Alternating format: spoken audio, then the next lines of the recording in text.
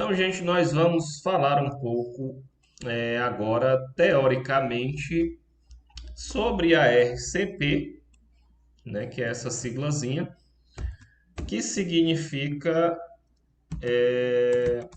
gente, que significa RCP, reanimação, o quê?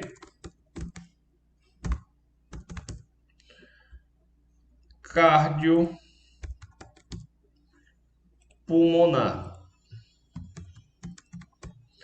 Pelo nome aí, o que é que vocês tiram desse nome aqui, dessa RCP? O que é que ela significa, gente?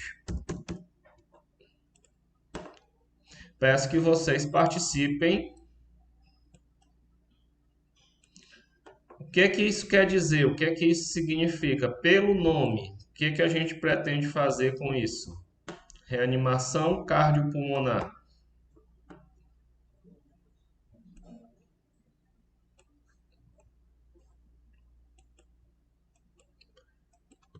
Tá bom?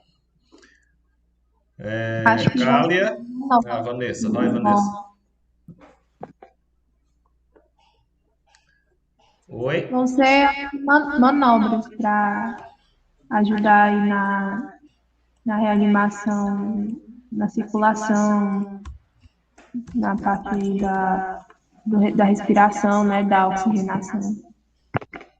Perfeito. Então ela falou que nós vamos fazer algumas manobras. Quem dá mais alguma contribuição? Graciane?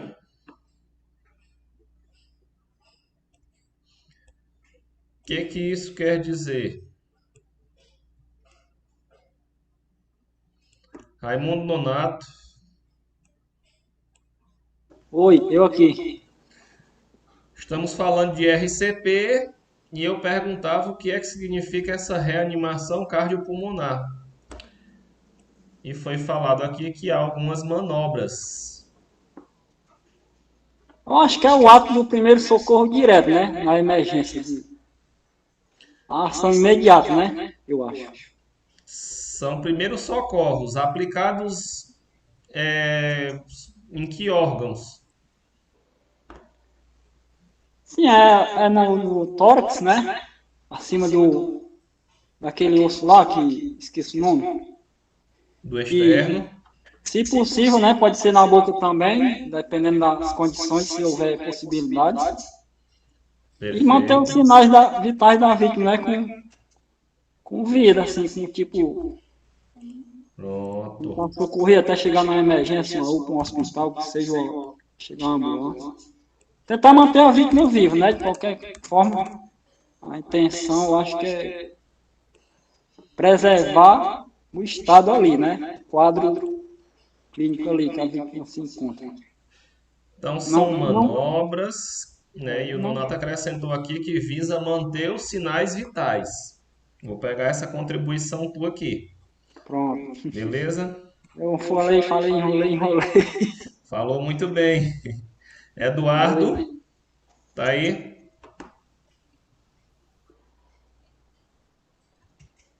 Eduardo se encontra. Elisa, Maiara.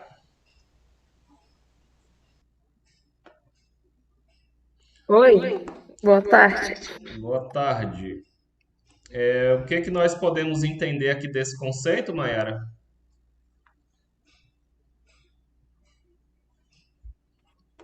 Sobre o que é reanimação cardiopulmonar, Exato. acredito que seja para, né, manobras, são feitas manobras para oxigenação dos órgãos, né? Perfeito. Então vou acrescentar aqui a tua fala. Oxigenação dos órgãos. Muito bem. Muito obrigado. Sua contribuição foi muito precisa. Chegou e falou. Cadê a Ana Carolina? Boa tarde. Líder de turma. Boa tarde, professor. Eu estou aqui escutando, hein? O que é que quer dizer aqui o cardio e o pulmonar?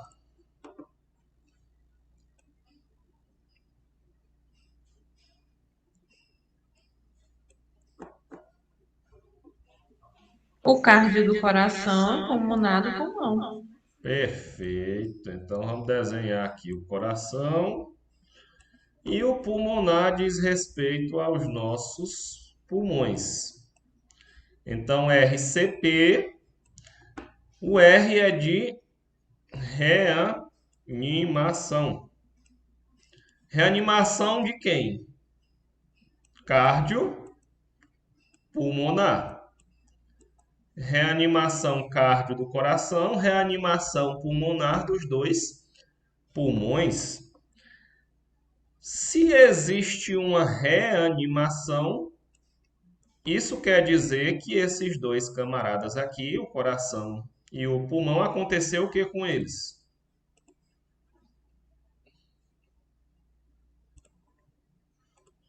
Opa! Aconteceu o que com eles aqui, se a gente precisa reanimar?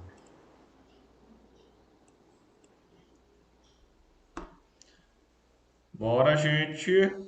Tá vendo Eles que estão que é bom paralisando, aula né? presencial? Parou de funcionar, foi? Parou de funcionar, né? Então houve uma parada desses órgãos.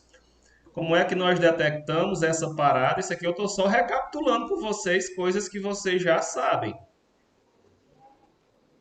Como é que a gente diagnostica? Aferindo o pulso, no caso do coração, e a respiração por minuto, no caso da parada pulmonar.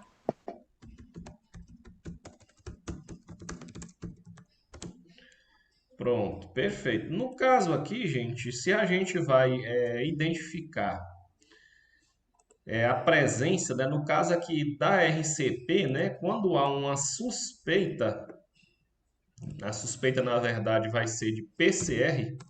O que é PCR? Quer dizer o quê? Eu acho que é parada cardiorrespiratória. Cardiorrespiratória. Pronto. Então, Yes. quando há uma suspeita de PCR, vou colocar aqui uma situação suspeita, a gente vai procurar identificar, primeiramente, né, há uma suspeita, sei lá, houve uma suspeita de alguma coisa, né? Houve uma suspeita de, não sei, de um crime que aconteceu, estão suspeitando de uma pessoa que cometeu aquele crime. Então, no primeiro momento, há a suspeita. Mas aí depois, quando temos uma suspeita, a gente vai buscar o quê? Vai buscar a confirmação. No caso da parada cardiorrespiratória, alguns sinais de irresponsividade vão nos gerar suspeita. E aí a gente vai para a confirmação se aquilo é de fato uma parada cardiorrespiratória. Uma vez que identificamos com certeza é realmente uma parada cardiorrespiratória, aí nós devemos iniciar manobras de reanimação cardiopulmonar. Por quê? Porque o coração e o pulmão, né, pararam de funcionar. Nesse caso aqui, a gente vai ver pulso e respiração não exatamente por minuto, né? Quando a gente sabe que uma pessoa está viva com as suas funções normais, né, a gente vai contar, ver, aferir os sinais vitais. Então a gente vai ver quantos por minuto. Na suspeita de uma parada cardiorrespiratória, a gente vai verificar se esse pulso, né, tem duas possibilidades para ele aí. Ou ele vai estar presente, a pessoa tem pulso, a pulsação existe, ou essa pulsação vai estar ausente. Ela não tem pulsação que você não consegue sentir nenhuma pulsação naquela pessoa. A respiração, a mesma coisa. Ou essa respiração vai estar presente, ou esta respiração vai estar ausente, né? Como é que a gente averigua a respiração, né? Existe um métodozinho que se criou em primeiros socorros, que é o método VOS.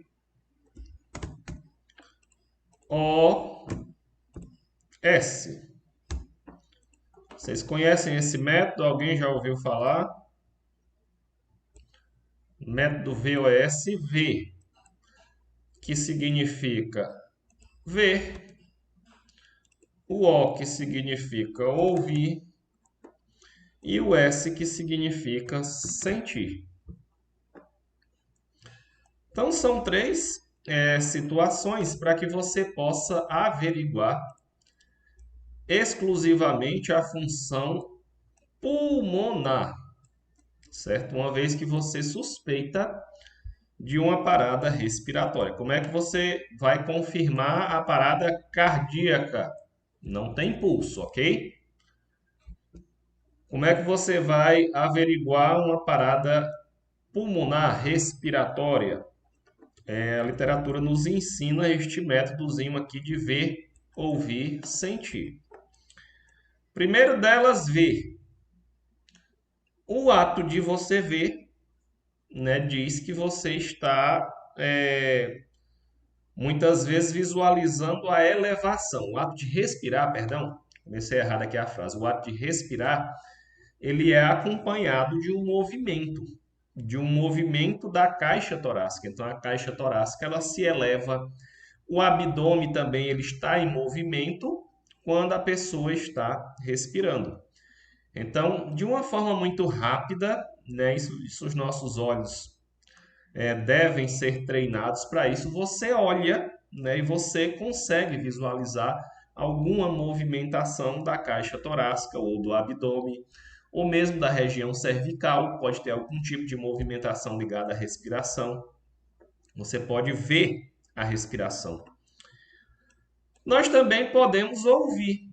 Vocês concordam que a respiração faz um barulho quando a gente respira? Nós também podemos ouvir a pessoa respirando de alguma forma, certo? Nós podemos ver algum movimento, nós podemos ouvi-la respirando, e se não vemos e não ouvimos, nós podemos nos aproximar das narinas e nós podemos também sentir o ar, a respiração, o ar saindo e entrando. Todo mundo entendeu aqui até aqui? Alguma dúvida? Sim, não, não, sim. Tudo ok? Vocês estão aí? Sim. Então tem esse métodozinho que é o método VOS, né? Que é ver, ouvir e sentir. Ele serve para identificar exclusivamente a parada respiratória, certo? Quando a gente suspeitar de uma parada do funcionamento dos pulmões. Qual é o problema se o pulmão deixar de funcionar? O problema, se o pulmão deixar de funcionar, é que o pulmão é que faz as trocas gasosas e é ele que oxigena o nosso sangue e é ele que faz a oxigenação dos órgãos, como algum de vocês aí falou, que eu não me lembro mais quem foi, mas é ele quem vai possibilitar que todos os órgãos, que todos os tecidos sejam oxigenados. Então, esse pulmão ele tem que estar funcionante. Se você suspeita, né, exclusivamente, pergunto para vocês: pode haver só a parada cardíaca ou pode haver só a parada pulmonar? Só a parada cardíaca ou só a parada respiratória? É possível Não. acontecer?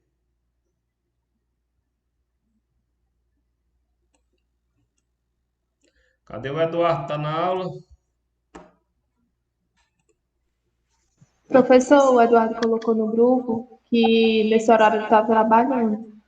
Entendi. Então vamos para a Janaína. Janaína está aqui. Sim, professor. Janaína, é possível só o coração ou só o pulmão parar? Acho que sim. Positivo. E é possível um dos dois. Vamos supor que um dos dois aqui parou, o coração parou. É possível o pulmão continuar funcionando sem o coração?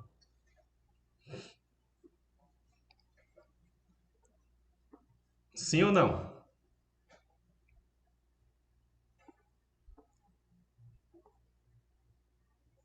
Oi? Não, professor. Não é possível. É possível que o coração funcione se o pulmão parar?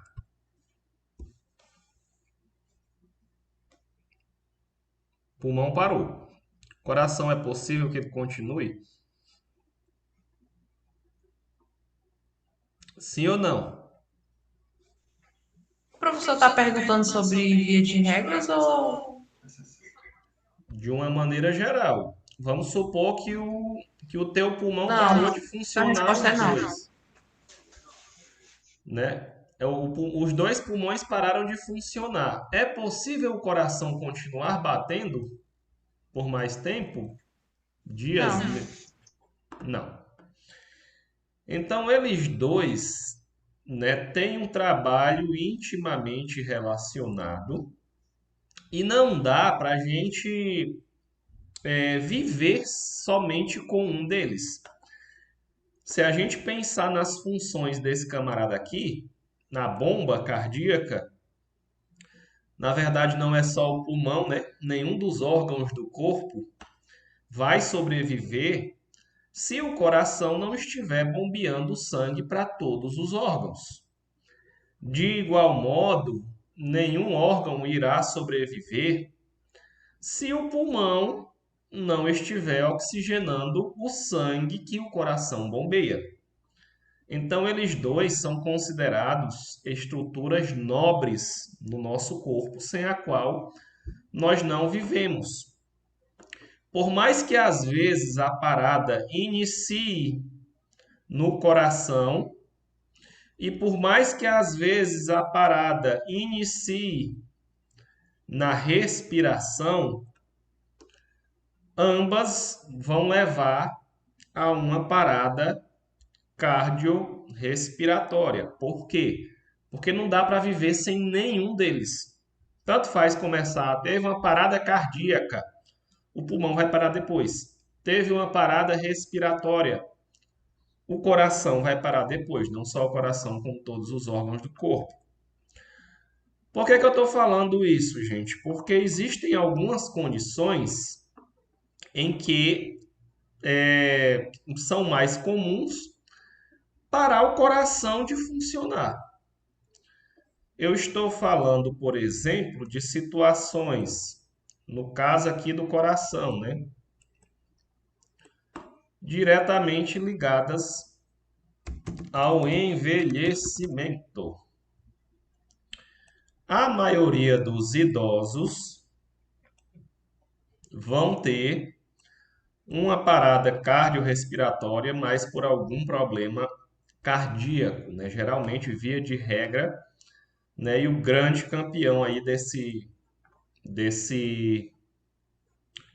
dessa parada é o infarto agudo do miocárdio, que é o músculo do coração, né? Quando ele infarta, quando ele não tem uma circulação adequada, o próprio músculo do coração, o coração para de funcionar. Se o coração para de funcionar, o sangue não vai mais circular nos pulmões e os pulmões também tendem a morrer. E em que situações é mais comum os pulmões pararem de funcionar, gente? Pode falar, Carol. Professor, quantos minutos o cérebro consegue ficar sem oxigênio? A partir dos 5 minutos, inicia-se um processo de morte celular generalizada, né, dos quais o encéfalo, de um modo geral, né, os tecidos nervosos, geralmente são os primeiros a sentir, né, porque eles são o oxigênio, ele está ligado diretamente à nossa produção de energia. E os nossos maiores consumidores de energia são os nossos neurônios. Então é questão aí de 5 minutos, inicia o processo de morte celular, né? Então eles são que vão começar a sofrer aí a partir desse tempo. É um tempo que a gente, deixa eu escrever aqui que a gente tem que correr contra a vida aí, nesses primeiros 5 minutos. Por quê? Porque após esses 5 minutos, uma coisa que é muito comum a pessoa que não respira após esse tempo em média, é que ela tem uma redução ou uma perda da consciência. O cérebro não está mais processando as suas informações de raciocínio, de consciência, do que nos mantém vivos, ativos, pensantes. Né? A pessoa desmaia, tem um rebaixamento do nível de consciência e os neurônios iniciam um processo de morte celular. E aí todo o corpo acompanha esse processo, né? É um tempo crucial numa situação de parada cardiorrespiratória. Por isso que nós estamos aqui falando sobre todo esse processo e vamos praticar isso amanhã, porque não dá tempo chegar no hospital. Você tem esse tempo aqui para agir, para reanimar o coração e o pulmão, para que a pessoa se mantenha viva até que você chegue ao serviço de mais alta complexidade. Certo? Deu para entender, Carol? Mas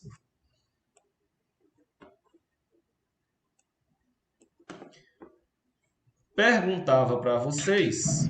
Deu sim, professor, viu? Muito obrigada. Desculpa a demora para responder, porque meu celular está travando. Tranquilo.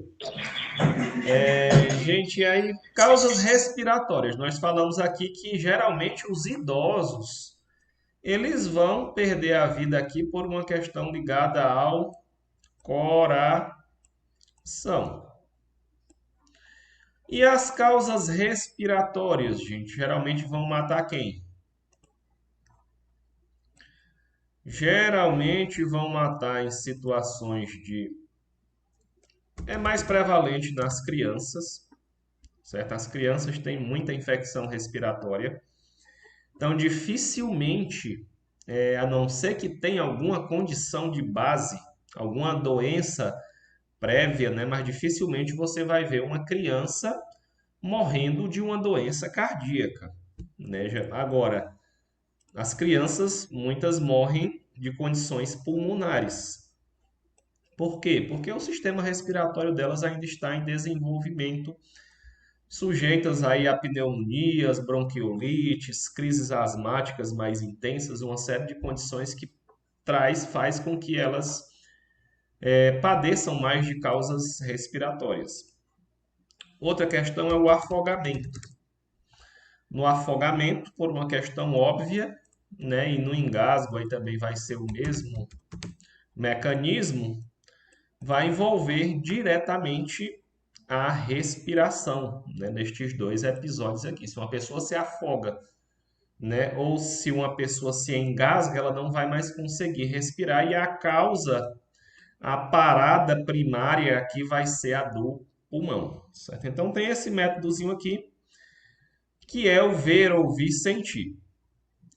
Então, o primeiro ponto, gente, uma vez que a gente suspeita de uma parada cardiorrespiratória, é confirmar. Como confirma?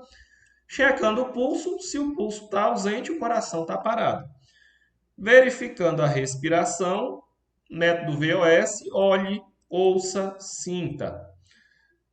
Se você for uma pessoa super preparada e tiver à sua disposição um estetoscópio, para você conectar, né, no tórax da pessoa e procurar escutar a respiração.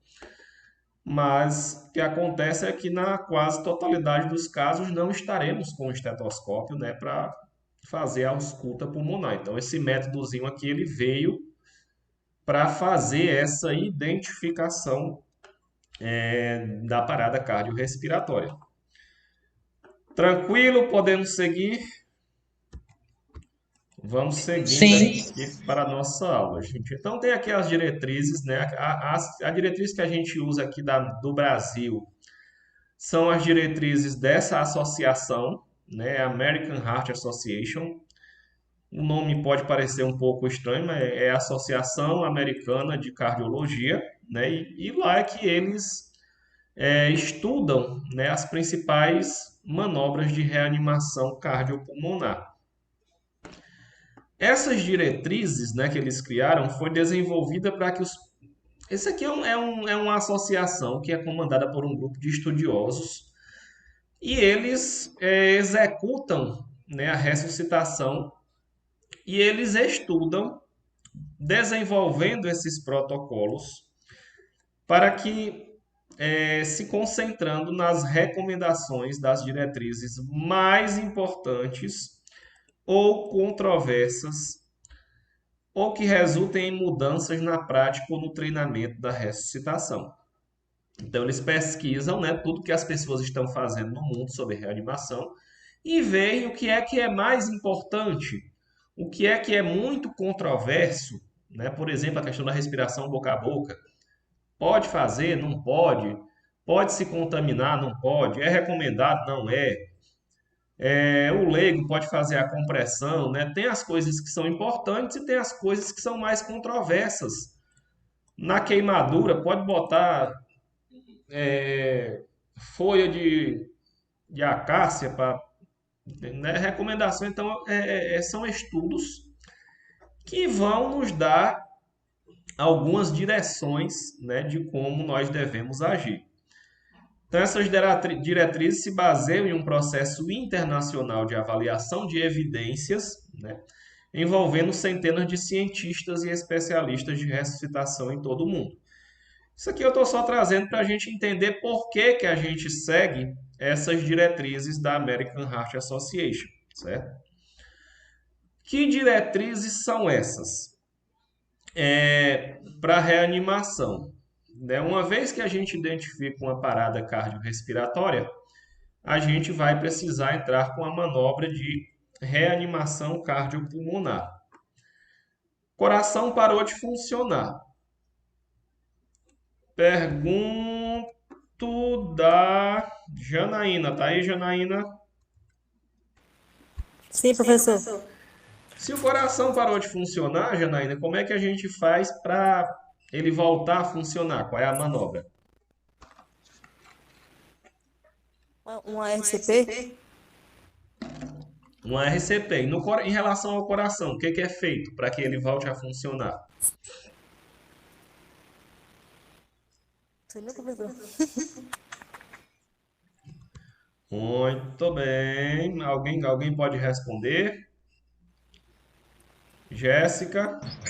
Massagem cardíaca, professor. Pronto, a massagem cardíaca, né? Ou a compressão torácica. Muito bem. Então, a massagem cardíaca ou compressão torácica, ela é uma manobra na qual nós pressionamos o tórax. Para que a gente pressiona o tórax, gente, da pessoa que está com o coração parado? Ora, você tem a caixa torácica. Dentro da caixa torácica você tem os dois pulmões e você tem o coração ao centro. Esse coração, ele é um órgão oco. Ele é uma bomba. Vocês nem estão me vendo, né? E essa bomba, ela parou de funcionar. Qual é a função dessa bomba? Contrair, relaxar. Contrair, relaxar. Contrair, relaxar. Aí, essa bomba parou de fazer a sua função. Parou de contrair e relaxar.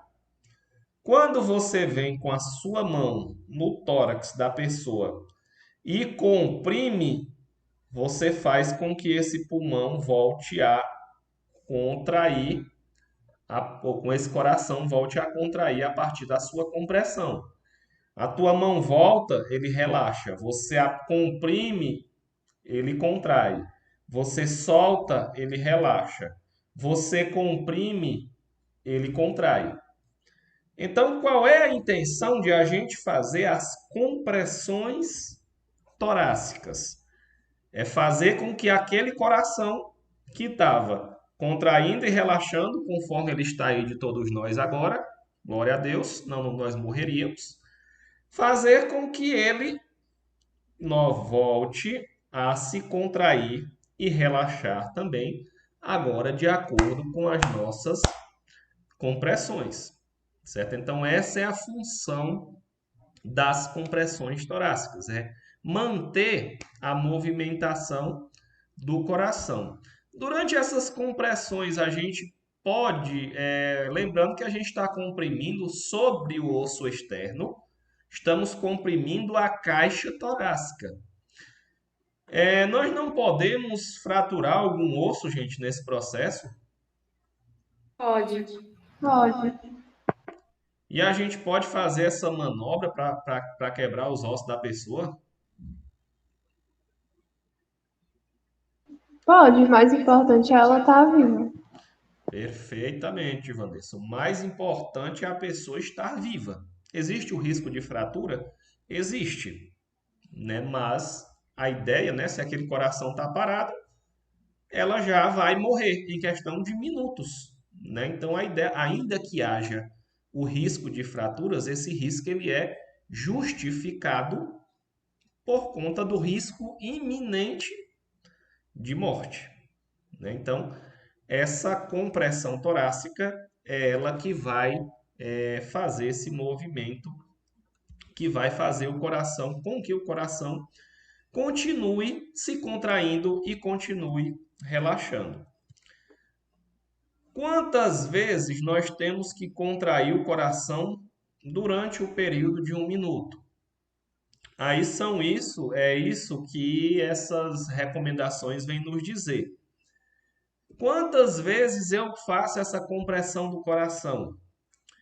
O número de compressões torácicas aplicadas por minuto é um fator determinante importante do retorno da circulação espontânea. Ou seja, é quando nós aplicamos as compressões torácicas que o sangue volta a circular, porque a bomba volta a funcionar. E boa sobrevivência com boa função neurológica.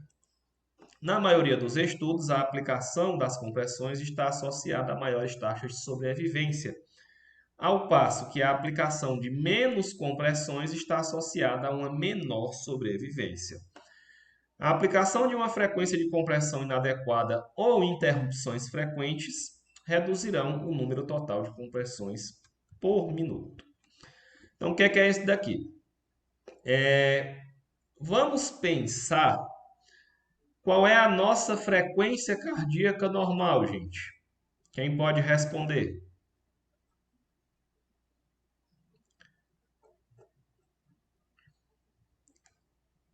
Conceição? 80 a 90, professor. Pronto, vou pegar aí essa faixa aí de 80 a 90, né? Pode ter alguma variação de uma literatura para outra, né? Eu particularmente gosto do intervalo que fala entre 60 e 100 batimentos por minuto, né? Se a gente pegar todos nós, mas é possível que haja essas variações, Carol, de uma leitura para outra, de um texto para o outro, né? Mas eu vou pegar essa variação aí de 60 para 100, ou mesmo a de 80 para 90 que Carol trouxe. A maioria de nós é para estar dentro desse intervalo aí. Ou seja, essa é a frequência com que o coração bate normalmente. O coração está batendo a essa velocidade no nosso corpo. Essa velocidade ela é importante para que o sangue circule efetivamente e oxigene os tecidos efetivamente. O que acontece se o coração começar a bater muito lentamente? Se ele passa a bater em 50 batimentos por minuto, em 55 batimentos por minuto, que acontece? Os tecidos não vão estar bem oxigenados. Nesse tipo de condição, a pessoa tem que inserir um marca-passo, um aparelho que fica dando choque no coração para que ele volte à frequência dele normal, porque ele está se contraindo de forma muito lenta. Então, ao identificar uma parada cardíaca, o nosso objetivo é fazer essas compressões com a intenção de que esse sangue volte a circular.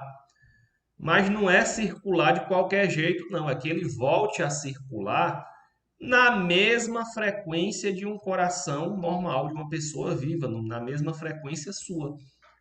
Então é daí que vem, né, essa recomendação de, no mínimo, 100 compressões por 1 minuto, né? Então são compressões relativamente rápidas. E esse texto que nós lemos, ele está dizendo o quê? Que nos estudos que as pessoas fizeram, né? Morreu alguém, alguém prestou socorro, né? Os estudiosos fazem os pesquisadores da área, eles vão pesquisando, eles vão tentando descobrir quais são as evidências que deram mais certo. Eles descobriram que nas pessoas que fizeram uma reanimação mais lenta, resultou em mais casos de morte.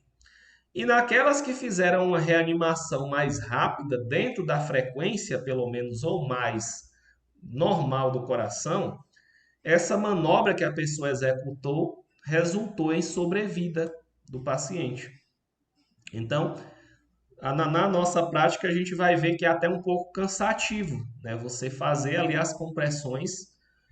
O ideal é que também não hajam interrupções. A cada interrupção é um tempo que o sangue para de circular no corpo. Então, cada vez que a gente interrompe uma manobra dessa, também o sangue parou de circular, né? Então, são compressões 100 por minuto, de forma ininterrupta, né? E aí a gente vai fazer amanhã a nossa prática. Vamos sair de lá. Vão inclusive com roupas leves, né, tranquilas, que vocês possam se movimentar, né? A gente vai se movimentar no chão. Vamos botar força, faça um alongamento e a gente vai praticar. Mas isso ele é importante para a sobrevida, certo? Tudo bem até aqui, gente? Alguma dúvida? Deu para entender até aqui? Sim. Vamos para frente. Profundidade de compressão mínima de 5 centímetros em adultos e, no mínimo, 1/3 do diâmetro antero-posterior do tórax em bebês e crianças. Aproximadamente 4 centímetros em bebês e 5 centímetros em crianças. Então, ele recomenda aqui uma profundidade também. São essas as recomendações. A primeira diz respeito à frequência.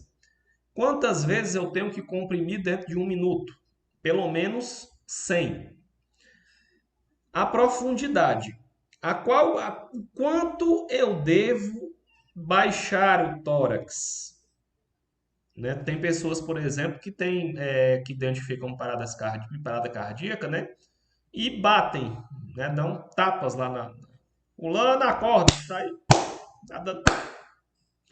um tapa, né? Mas numa tentativa, às vezes desesperada naquela situação, mas que não reflete em nenhum abaixamento ali do tórax, né? O tórax não é rebaixado em nada. Então, a nossa missão com a compressão é fazer o quê, gente? O coração parou. O coração precisa ser comprimido. Para que esse coração seja comprimido, você precisa empurrar o tórax pelo menos 5 centímetros. Então, não é somente uma forcinha, não é somente um empurrãozinho, não é só um tapa. É uma compressão. Você comprime de forma que ele afunde 5 centímetros. E se for na criança, é pelo menos 1/3 do diâmetro antero-posterior. Diâmetro da região anterior do tórax para a região posterior. Ou seja, se essa região tem 15 centímetros, também vai ser 5, né? Vai ser 1/3. Então, são compressões importantes e a gente tem que ter em mente sempre que a nossa ideia é comprimir o coração, certo? Então, essas compressões criam um fluxo sanguíneo por aumentarem a pressão intratorácica e comprimirem diretamente o coração. Compressões geram fornecimento de fluxo sanguíneo, oxigênio e junto com o oxigênio e a glicose gera-se energia. Críticos para o coração e para o cérebro, né? São os nossos órgãos nobres que precisam de sangue, oxigênio e energia.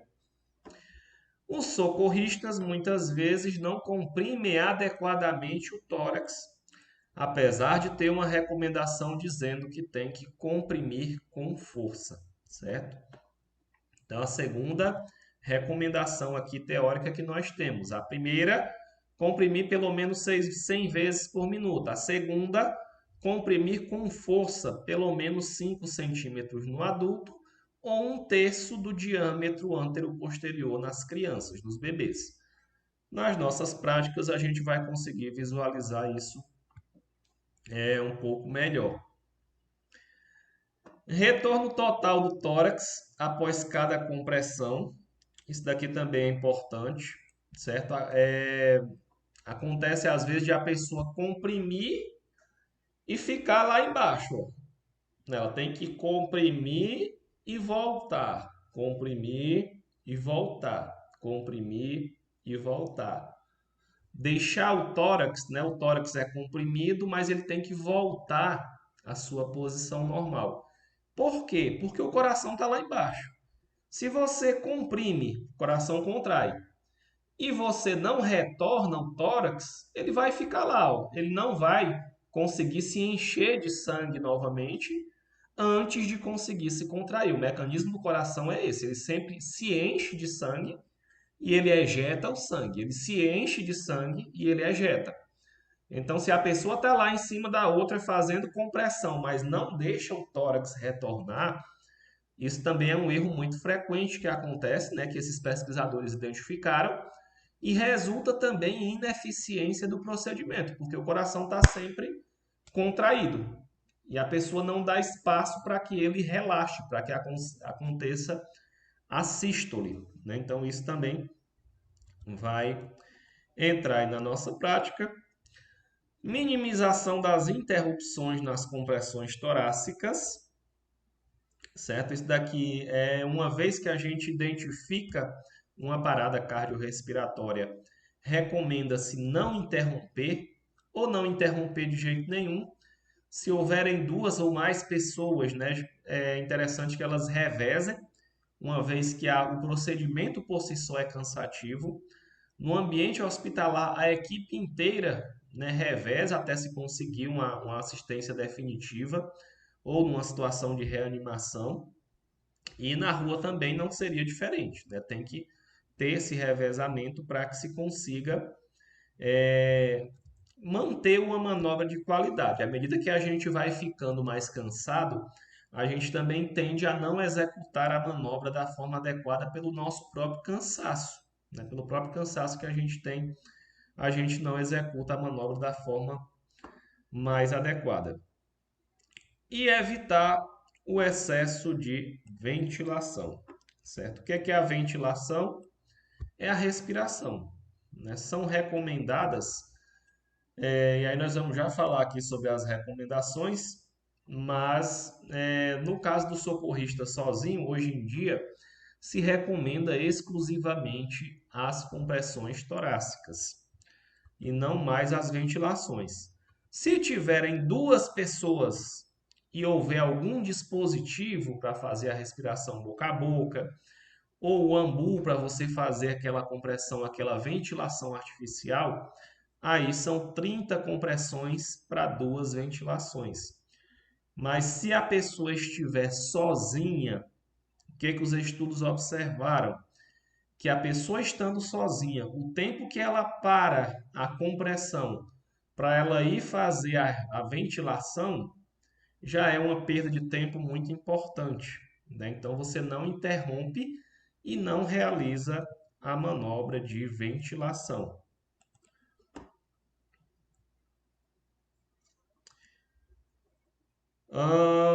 Outra coisa que veio aqui a partir dessa diretriz de 2010 foi a alteração na sequência de procedimentos.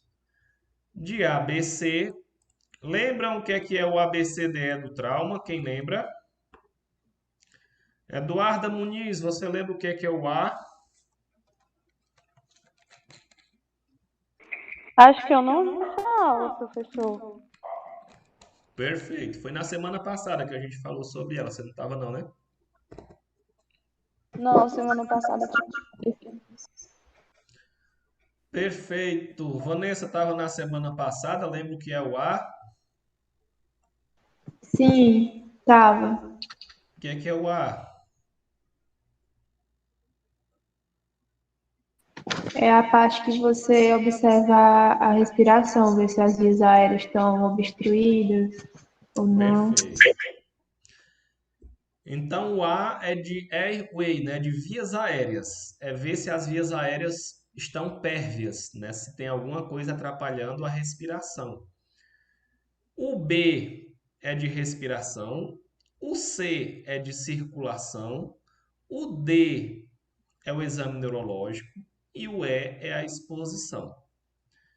Durante muitos anos, o protocolo é que a gente fazia esse A, B, C, D, E. O que é o ABCDE? Isso aqui é na sequência, gente, diante de uma suspeita de parada cardiorrespiratória.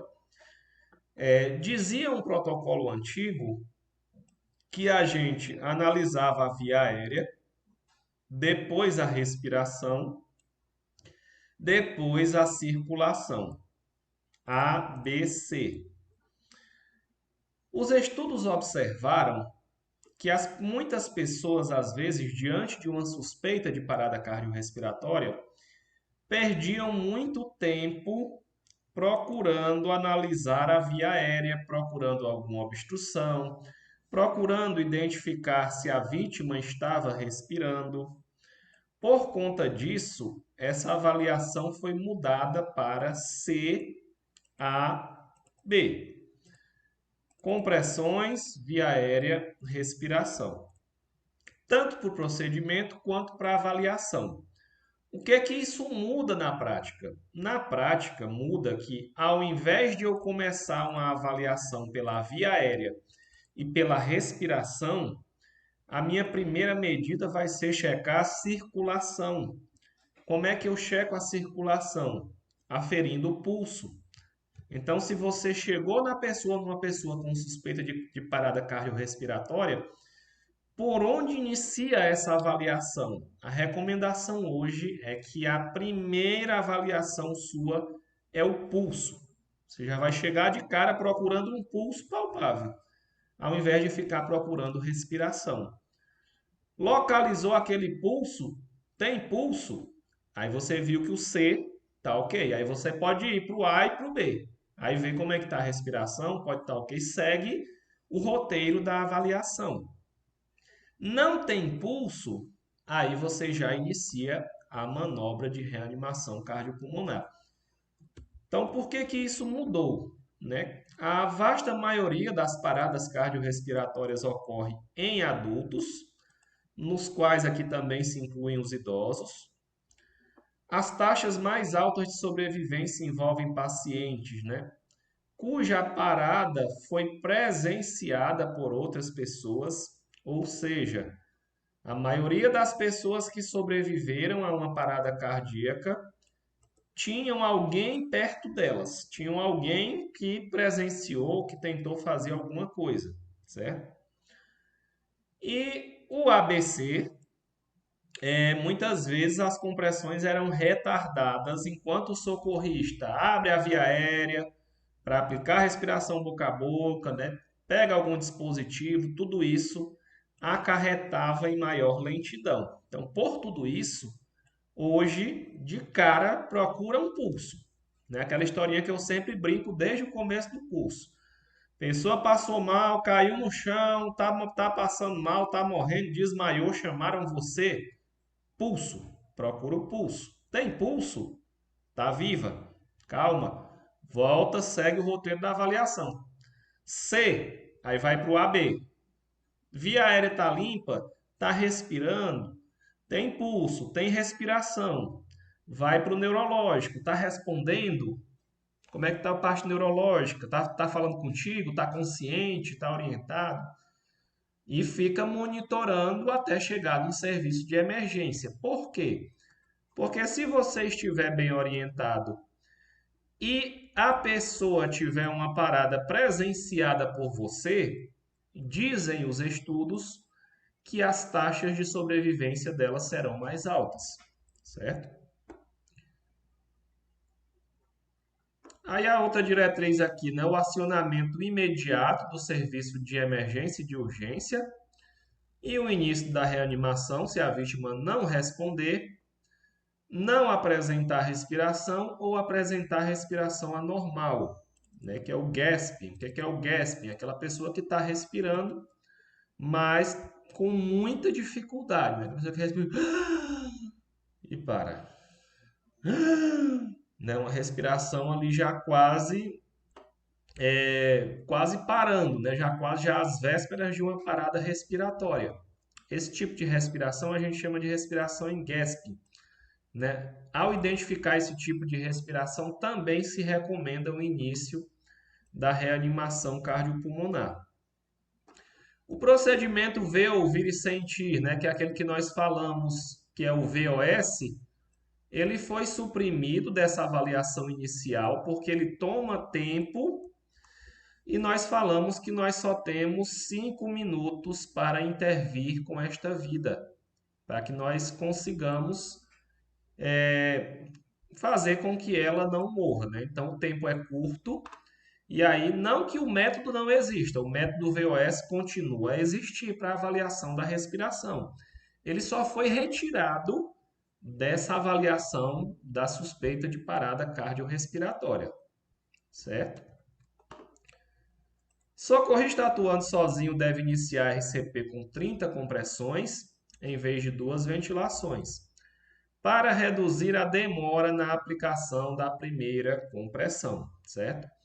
Então, as compressões aqui, olha, também inicia, né? Você pode se perguntar, eu inicio a reanimação cardiopulmonar pela respiração ou pela compressão?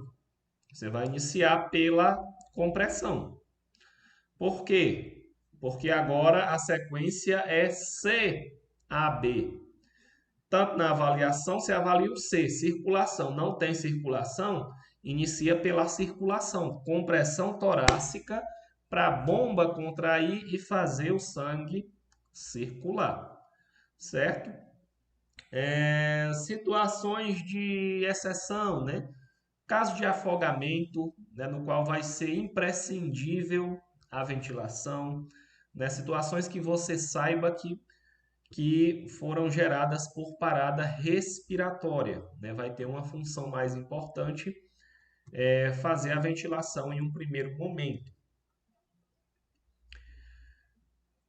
Caso a pessoa não tenha treinamento em RCP, ela deverá aplicar RCP somente com as mãos, somente as compressões torácicas na vítima adulta de colapso repentino, né, com ênfase em comprimir forte e rápido, no centro do tórax. O que ele está trazendo aqui? Aquela pessoa que nunca ouviu falar de reanimação, nunca estudou isso, nunca praticou, não. O que ela tem que fazer? Fazer a RCP somente com as mãos, comprimir o tórax, forte e rápido.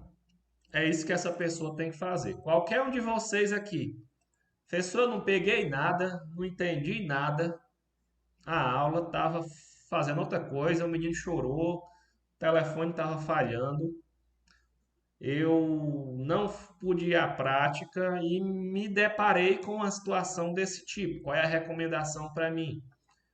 Comprimir somente com as mãos, forte e rápido. Compressão torácica, forte e rápido.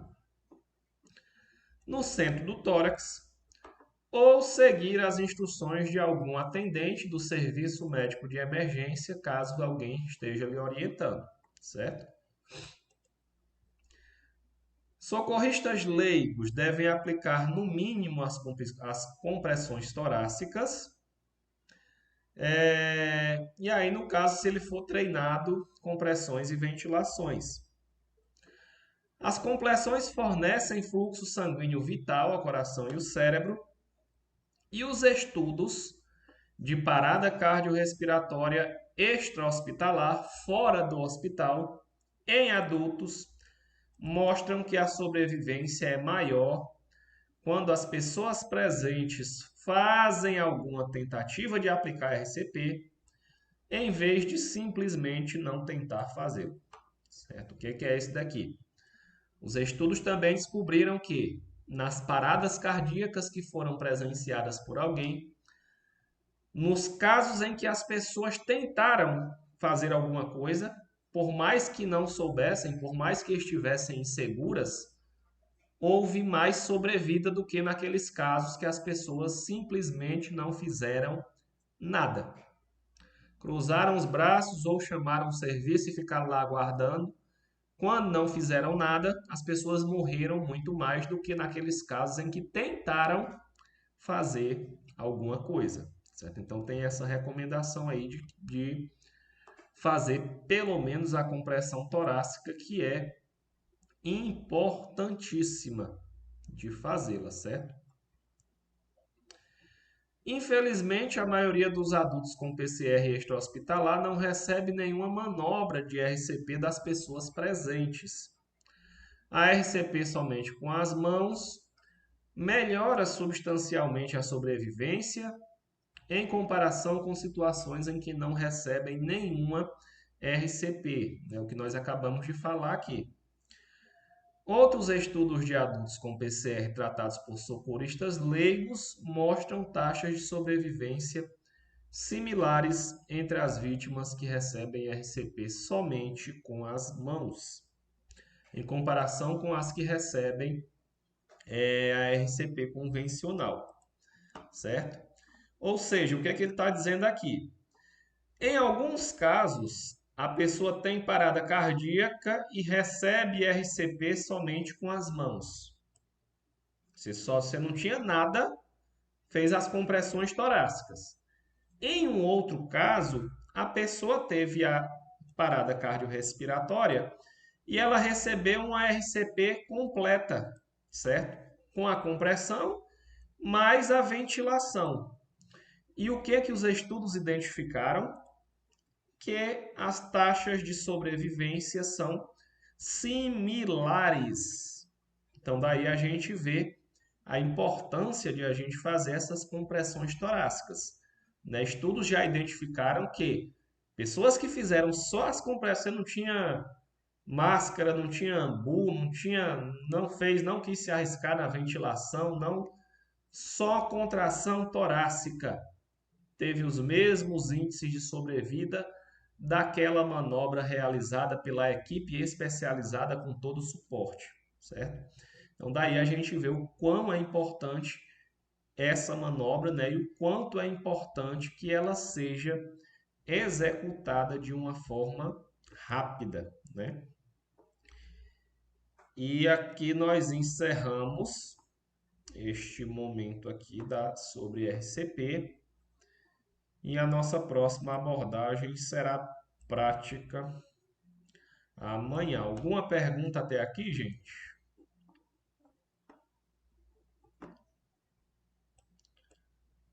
Sim ou não?